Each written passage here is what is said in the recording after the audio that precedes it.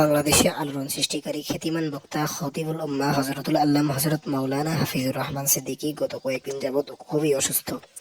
এই অসুস্থতার মধ্যে নিয়ে প্রায় ১ মাসের অধিক তিনি বয়ান করেছেন। দিনের মাঠে, দুনিয়ার মাঠে, দুনিয়াতে তিনি ইসলামের আলোচনা পেশ করেছেন এবং বিভিন্ন মাহফিলে এই ভয়াবহ অসুস্থতা নিয়ে। যখন তার ভাই মুফতি মাহবুবুর রহমান জাবেদ তাকে প্রশ্ন করে, আপনি এরকমভাবে মাহফিল করেন কেন? বলে, মানুষ মানে না, মানুষ এতটাই মানে কি বলবো, মানুষরা মানতে চাচ্ছে না, তো অমনিই ওয়াজ করতে হয়। দেখুন, একজন আলেম এরকম ভাবে কষ্ট করে 1 মাস দিনের আলোচনা করেছে, যখন তাকে নিয়ে এরকম বদনাম করা হয় তখন তাদের কেমনটা লাগে। তো দেখেন, একজন আলেমকে নিয়ে আমরা এরকম কথা বলবো না, প্রথম কথা হচ্ছে। আর তিনি অসুস্থ, তার জন্য সকলে দোয়া করব।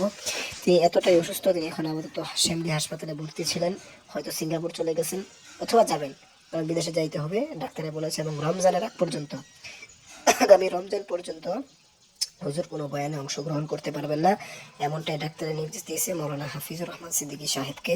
তিনি যাতে এই 1 মাস বা 2 মাসের অধিক রমজানের আগ পর্যন্ত কোনো মাহফিলে অংশগ্রহণ না করেন।